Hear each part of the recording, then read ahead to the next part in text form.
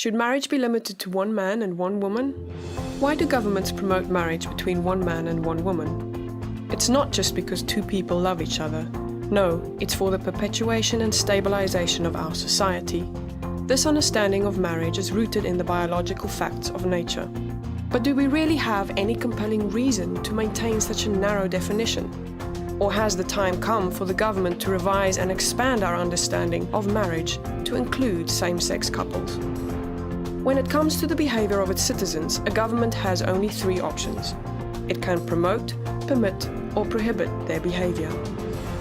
For example, the state promotes police work, permits most occupations, but prohibits drug dealing. Why? Because dealing drugs harms society, while police work greatly benefits society. In the same way, our government promotes natural marriage, permits most relationships, but prohibits incest and pedophilia. Why? Because incest and pedophilia harm our communities, while natural marriage benefits our communities. And here's how. Natural marriage creates children, it best raises children, it protects women, it civilizes men, it lowers crime, poverty and welfare, which in turn reduces government spending and deficits. In short, natural marriage perpetuates and stabilizes society.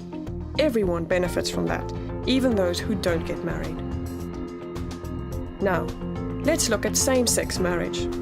What benefits does it provide?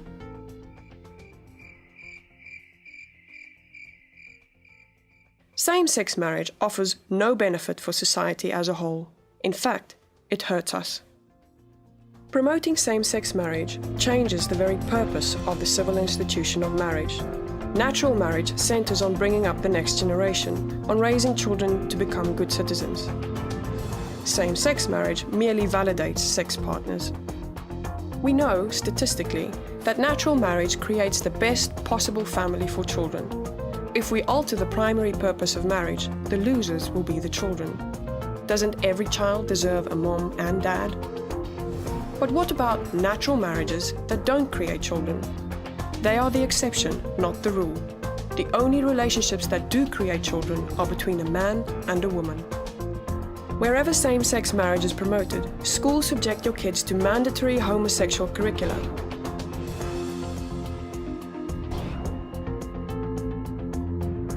Your business and your taxes fund homosexual relationships.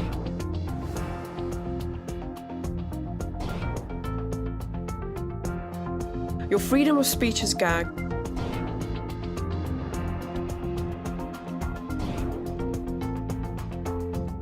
And your religious freedom is overruled.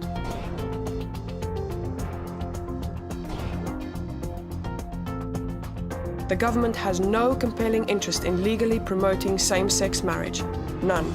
But we have every reason to continue to promote natural marriage. But what about equality? The law already treats everyone equally. Every citizen can marry someone of the opposite sex. But is it fair to promote natural marriage but not promote same-sex marriage? Yes, the law treats all people the same, but it doesn't treat all behaviors the same. Same-sex marriage and natural marriage are different behaviors with different outcomes, so the law rightfully treats them differently. Isn't this discrimination against homosexuals? No. This discriminates against behaviors, not people. For example, are you being discriminated against when the government promotes police work, but you never become a police officer? No, not at all. We all benefit when police work is encouraged.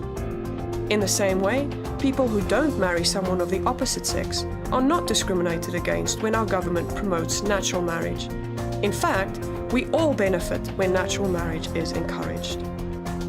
But what about tolerance? Yes, same-sex marriage advocates need to be more tolerant.